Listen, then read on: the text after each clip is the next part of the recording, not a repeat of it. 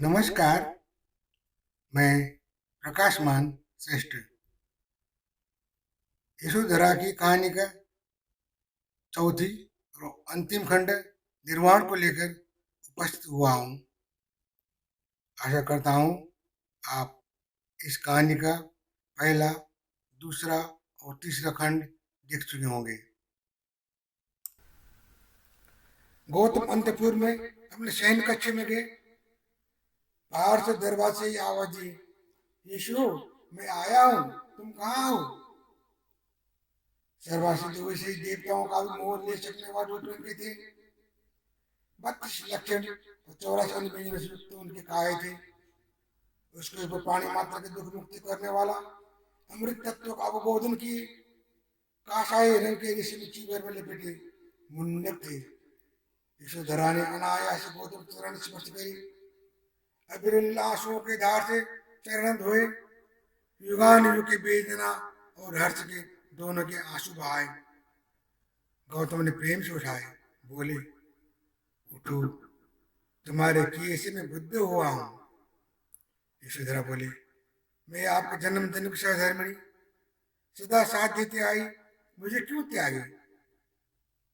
क्या मेरे साथ रहने से आप बुद्ध नहीं हो सकते थे? बुद्ध कुछ नहीं बोले, साइलेंट रहे, मौन रहकर मौनता से जवाब दिए। बुद्ध के वचन से बुद्ध के मौनता अधिक अर्थपूर्ण होते होंगे शायद। बुद्ध की मौनता के संबंध में यहाँ पर एक छोटा सा घटना सुनाना सांदर्भिक रहेगा। जिस तरह भगवान बुद्ध ने यशोधरा के प्रश्न को मौन रहकर जवाब दिए, ठीक वैसे ही क्रिश्चियन धर्म में भी परमेश्वर के पुत्र कहा गया यीशु मसीह ने मौनता साध लिए थे।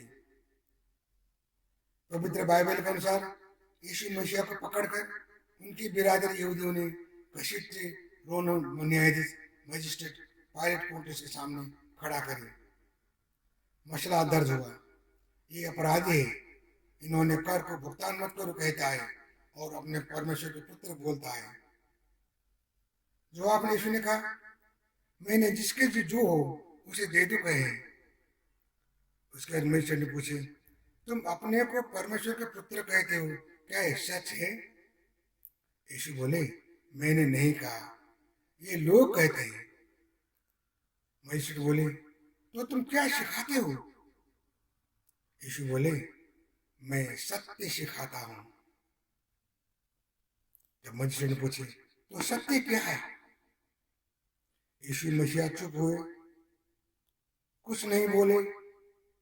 मजिस्ट्रेट ने वही प्रश्न दोबारा पूछे, पुनः तीसरी बार भी पूछे, परंतु यीशु मसीहा भी बुद्ध के जैसे मौन रहे। वही मौनता से आर्य मौन होकर जवाब दिए।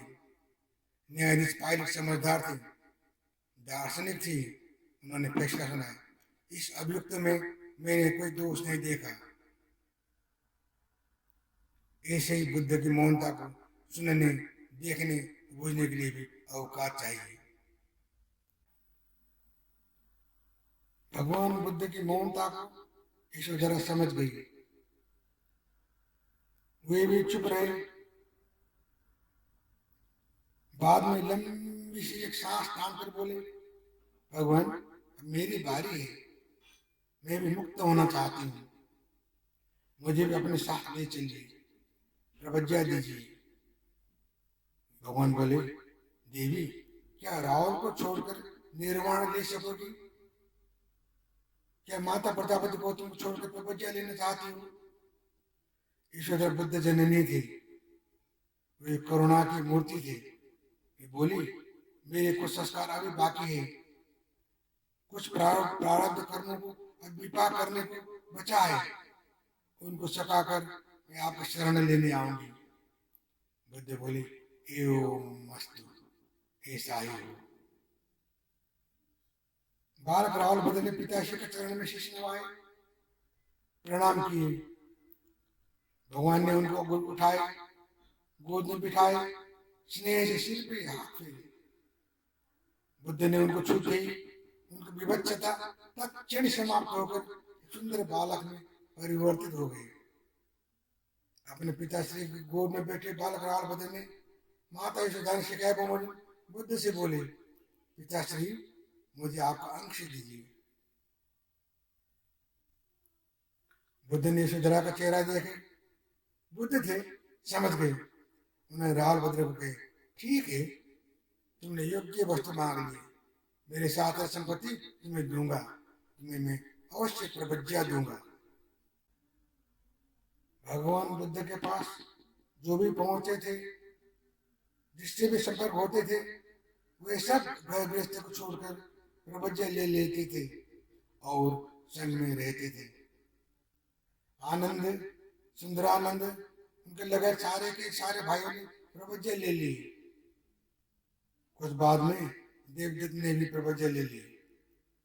महलों में तो स्त्रियों के अलावा एक बालक राहुल कहते थे, कोई राजकुमार नहीं रहा। इस अवस्था तक पहुंच गई। इसलिए जब बुद्ध ने राहुल प्रबज्जा देने लगे तो शुद्धोधन को सहा नहीं गया। ये फूट फूट कर रोए, कारुणिक आवाज में कहे, भगवान मैंने बहुत कुछ खोए हैं जो शायद किसी ने खोए हो। मेरे पास देवदत्त ही नहीं, आनंद, सुंदरानंद, नंद कोई भतीजे भी नहीं बचे हैं। मेरा प्रदादन भी बहुत असंख्य शरण में जा चुके हैं। ये राहुल ही एकमात्र पौत्र बचे थे। कोई नाट्य का ये काश लगा बैठे हूँ, उसे भी भगवान आपने प्रबज्जा दी तो शाक्य कुल वंशहीन हो जाएगा। कृपया इसे छोड़ दीजिएगा। बुद्ध रुक गए। उन्होंने पिताजी से बोले, ठीक है पिताजी, मैं उपयुक्त समय में आकर उसे ले जाऊंगा। शुद्धोधन राजा ही थे, परंतु उनके शान शौकत और राजसी ठाट बाट कुछ नहीं शेष बचे थे। महल के राज परिवार ही नहीं, ऊंचे घरानाओं के अलावा सर्वसाधारण जनता के घर घर से भी बहुत युवाओं प्रवचित होकर जा चुके थे। देश में खेती पाती, कला कौशल, उद्योग व्यापार सब के सब ठप जैसा हो चुका था। उत्साह, उमंग, मेला, चाड़ पर्व सब सूख चुके थे। कालांतर में शुद्धोधन की भी मृत्यु हुई। उसके पश्चात उनके भाई महानाम कपिल वस्तुनगरी के राजा बन गए। वो कपिल वस्तुनगरी जहाँ से कपिल मुनि ने सांख्य दर्शन दिए थे, वो आज बुद्ध के जैसे घन और शांत हो चुका था। सब लोग बुद्ध धर्म के अनुयायी हो चुके थे, धर्मात्मा हो चुके थे। ज्ञान ध्यान में ही सभी का सदाव्रत चलते थे। शाक्य कुल भगवान बुद्ध के जन्म कुल होने के एवज में 16 जनपदों में और विशाल वैशाली गणराज्यों में माननीय हो चला था। काशी कौशल महाजनपद के सम्राट प्रसेनजीत भी शाक्य कुल से संबंध जोड़ना चाहते थे। उन्होंने कपिल वस्तु से शाक्य कुल की एक कन्या मांगी महारानी बनाने के लिए, परंतु शाक्य में एक खानदानी अहंता हो चला था। थोड़े समय पहले तक कर देने पड़ने वाला मांडलिक राजा को भी एक कन्या विवाह कर देना भी उन्होंने अपनी अपमान होने को ठान लिया, पर खुलकर नकार भी न सके। शुद्धोधन के भाई महानाम के किसी दासी के तरफ जन्मा एक मालिनी नाम की दासी पुत्री को ब्याह कर दिए। महाराज प्रसेनजीत दंग हुए, उनसे एक पुत्र भी हुए और उन्होंने वो दासी पुत्री को महारानी और पुत्र विरुद्ध को युवराज धीराज भी घोषित कर दिए। किसी भी बच्चे को अपने ननिहाल जाने का एक उमंग होती है। उस पर भगवान बुद्ध के नाती राजकुमार वीरुडक कपिल वस्तु गए। उनकी मां ने पहले से भी कपिल वस्तु में गोप्य में खबर कर चुकी थी, इसीलिए युवराज वीरुडक को खातिरदारी और मान सम्मान में कुछ भी कमी होने का एहसास नहीं होने दी। वे अपने भ्रमण से आकर विद्याबाध्य होकर खुशी से चहकते लौटे, किंतु वे वहां भोजन करते समय अलग से रखे हुए कुछ सामान साथ में वापस लाना भूल गए थे। इसीलिए उन्होंने एक सेवक को वो सामान लेवा लाने के लिए भेजे। वो सेवक जब वहां पहुंचा, उन्होंने रसोई घर से आती बातचीत को सुना। दो जने दासियां आपस में बातचीत करके सुना रही थी। उस दासी पत्र के दूसरे दिन भी हमी को उठाना पड़े। लो, वो आसन को गंगा जल से धोकर शुद्धि करो। उस सेवक ने यह बात युवराज को सुनाए। युवराज ने संवाद पिता महाराज प्रसेनजीत को सुनाए। महाराज ने अनुसंधान की और जो कहा गया वो सब सत्य ठहरा। तब महाराज बुद्ध के शिष्य थे, वे अपमान को पीकर भगवान बुद्ध के पास गए और पूछे, भगवान अब मुझे क्या करना चाहिए, मुझे मार्गदर्शन कीजिए। भगवान बुद्ध ने प्रसेनजीत से पूछे, महाराज उस स्त्री में क्या कोई दोष है? क्या उस बालक बेरुडक में कुछ दोष है? जो कल तक आप अपने को संसार के सबसे भाग्यमान होना समझते थे, आज क्या हो गया कि अपने को सबसे अधिक अपमानित मानते हो? कल और आज के बीच में आपके दृष्टि के अलावा कुछ फर्क पड़ा है? प्रसेनजीत ज्ञानी थे, शांत हो गए। अपनी महारानी और युवराज को पदमुक्त करके कपिलवस्तु के शाक्यों को दंड देने के सोच को त्याग दिए, परंतु विरक्त हो गए। अब तो ससुर जी शुद्धोधन के भी मृत्यु हो चुका था। सास प्रजापति गौतमी महारानी नहीं रहे थे। काका ससुर महानाम राजा बन गए थे। बेटा राहुल भद्र ने भी प्रपंच लेकर गृहत्याग करके विशुद्ध धर्म ग्रहण करके श्रोतापन्न हो चुके थे। उनको प्रवचन देने के बाद शुद्धोधन के अनुरोध पर आइंदा से जिसके माता पिता जीवित हो, उसके पिता माता की स्वीकृति के बगैर प्रवचन देना बंद कर दिया था। सैनिकों के लिए भी सेवा में रहते प्रवचन नहीं दिए थे। स्त्रियों को भी प्रवचन नहीं दिए गए थे। वृद्धा और विधवा हो चुके माता प्रजापति गौतमी ने केश खवराए, काशाय वस्त्र पहनी, प्रवचन पाने के लिए पटक पटक अनुरोध करते रहने पर भी बुद्ध ने नहीं माने थे। अब यशोधरा के कार्य पूरा हो चुका था। जिस कार्य करने के लिए भगवान दीपकर बुद्ध ने व्याकरण किए थे, जो आशीर्वाद पाए थे, वो संपन्न हो चुका था। अपने धर्मसंगी पतिदेव को सम्यक रूप में समुद्र बना चुकी थी।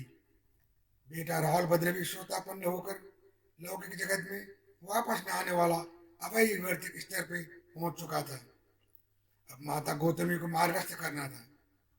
यशोधरा स्वयं अपने केश खवरी, मुंडक बनी, काशाय वस्त्र पहरी, भूमि में सोई, अनौपचारिक रूप में से ही मैलकांतपुर में रहकर भी विचुड़ जीवन बिता रही थी। उन्होंने अपने सास माता गौतमी प्रजापति के लगायत 5-6 जने अन्य स्त्रियों को समेत लेकर नंगे पांव चलकर बुद्ध के पास वैशाली तक गए। यशोधरा रोती रोती अपने प्रवचन देने के लिए बुद्ध से अनुनय विनती करती रही। बुद्ध ने आनंद से पूछे, आनंद तुम्हें क्या कहना है? बुद्ध को मालूम था माता प्रजापति और साधर्म यशोधरा को भी ये अंतिम जन्म है। बुद्ध तो सर्वज्ञ होता है, उनसे छिपा कुछ नहीं होता। तब भी पूछे, बोलो आनंद, क्या ये लोग प्रवज्ञा देने के लिए योग्य हो चुके हैं? आनंद बोले, भगवान ये लोग थकित हो चुके हैं, प्रवज्ञा लेने के लिए योग्य हो चुके हैं। इन स्त्रियों को घर पे रहते हुए भी वैराग्य जीवन जी रहे हैं, विचूर्ण जीवन जी रहे हैं। इसलिए माता प्रजापति और यशोधरा को प्रवज्ञा दे दिया गया। साथ ही उनके साथ में आए 500 स्त्रियों को समेत को भी एक साथ प्रवज्ञा दे दिए गए। उन सभी को शील और मार्ग पालन कराए। उन भिक्षुणियों के लिए संघ अर्थात नए भिक्षुणी संघ खड़ा किए। इन भिक्षुणियों के लिए पुरुषों के भिक्षुओं संघ से अलग कुछ नया अनुशासनिक नियम भी लगाए। उन भिक्षुणी संघ को रेख दे की जिम्मेवारी उन्हीं भिक्षु आनंद को सौंपी। परंतु उसके बाद ही भगवान ने उद्गार दिए, अब धर्म की आयु आदि हो जाएगा। राजा प्रसेनजीत ने राजधर्म के पालन कराने के लिए हथियार के रूप में जो राजदंड को न लेकर उसके बदले में मैत्री करुणा के धम्म शासन को अपनाए हुए थे, जिसके कारण अनेकों अमात्यों और भाई भारदारों अंदर ही अंदर उनसे नाराज हो चले थे। वे सब मिलकर युवराज बीरूडा को उकसाते रहते थे। इसे उकसाते रहने से राजकुमार बीरूडक ने अपने पिताजी को कैद करके स्वयं ही राजा बन बैठे और तुरंत ही कपिलवस्तु नगरी पर आक्रमण कर दिए। उन्हें तो किसी भी तरीके से ननिहाल के शाक्य कुलों से अपने अपमान के बदला जो चुकाना था। काशी कौशल महाजनपद अत्यंत शक्तिशाली राज्य हुआ करता था। कपिलवस्तु गणराज्य को भी उसी कौशल का अंतर्गत होने के एवज में उसको कर के रूप में धन देने पड़ते थे। वैसे तो वृद्ध और धर्मनिष्ठ राजा प्रसेनजीत से उसके अपने ही सगा भांजे अजातशत्रु ने कपट से काशी प्रदेश को छीनकर मगध राज्य में गाड़ लिए थे। इतना हुए भी कौशल राज्य अभी भी बहुत शक्तिशाली था। प्रसेनजीत इसीलिए शांत बैठे थे कि वो काशी प्रदेश अपने बहन कौशल देवी को उनके शादी में दहेज के रूप में अपने बहन हुई अर्थात अजातशत्रु के पिता बिंबिसार को दिए थे। इसीलिए बहन को दिया काशी प्रदेश, भांजे ने लिया तो क्या हुआ, ये सोचकर चुपचाप बैठे थे। अजातशत्रु स्वयं भी बीरूडक जैसे पितृहंता था। छोटी सी कपिलवस्तु नगरी ने काशी कौशल जैसे महाजनपद के सम्राट बीरूडक का आक्रमण को फेंक न सके। कपिलवस्तु के प्राय नागरिकों धम्म में प्रवचित होकर श्रमण बन चुके थे। नगरी के बच्चे कुछ नागरिकों ने भी हिंसा को त्याग चुके थे। वैसे तो शस्त्र चलाने के कौशल में और बहादुरी में कपिलवस्तु के शाक्यों को कुछ भी कमी नहीं थी, परंतु वे इतने अधिक अहिंसक बन चुके थे कि उन्होंने बाण चलाते वक्त में भी कदाचित किसी को बीत जाए ऐसी करुणा दिखाकर बाण भी शत्रु के सर से ऊपर से छोड़ते थे। ऐसे में बीरूडक ने कपिलवस्तु को नाश करके उसे खंडहर में परिणत कर दिए। निर्दयता पूर्वक स्त्री पुरुष वृद्ध बालक ही नहीं, गर्भवती दोजिए और गर्भस्थ अजन्मा भ्रूणों को भी हत्या करने के लिए ना छोड़े। उस दिन से उजड़ा हुआ कपिलवस्तु बाद में कभी भी आबाद न हुआ। बीरूडक के कत्लेआम में जो जितने प्राण बचा सके थे उनमें से बहुत है भागकर नेपाल जाकर बुद्ध के धर्म को आबाद किए। बीरूडक ने अपने नाना महानाम यज्ञ के अलावा कपिलवस्तु के शाक्यों को वहां किसी को जीता नहीं छोड़ा। जो हथियार को त्याग कर भगोड़े होकर भागते बने थे उनके पीछे पीछे पड़कर बीरूडक दौड़ते रहे। एक जगह किसी पहाड़ी नाले की संकरी जगह पे वो पहुंचे थे। वहां पहुंचे अकस्मात नदी में बाढ़ आया और वहां हुए भगोड़े साथियों और आतताई बीरूडक के सैनिक सहित सब बहकर मर गए।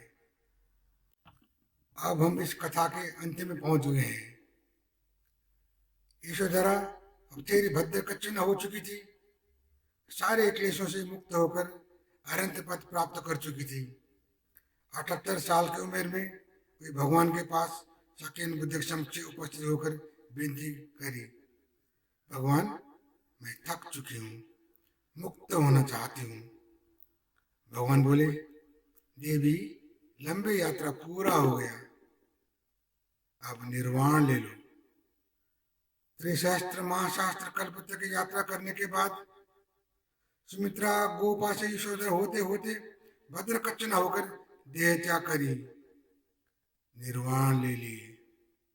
इसके 2 साल पश्चात सुमेधा भी सर्वासिद्ध होकर शाक्य मुनि गौतम बुद्ध होकर परिनिर्वाण हो गए। भवतु सब मंगलम। हे धर्म हेतु प्रभवा हेतुस्तेषां तथागतो यवदत् येषां च यो निरोधो एवं वादी महाश्रवण। इसके साथ ही यशोधरा की कहानी का यह चौथा और अंतिम खंड ये समाप्त होता है। आपको ये कहानी कैसा लगा कृपया कमेंट कीजिएगा और मुझे प्रकाशमान श्रेष्ठ को यहीं विदा दीजिएगा। नमस्कार, धन्यवाद।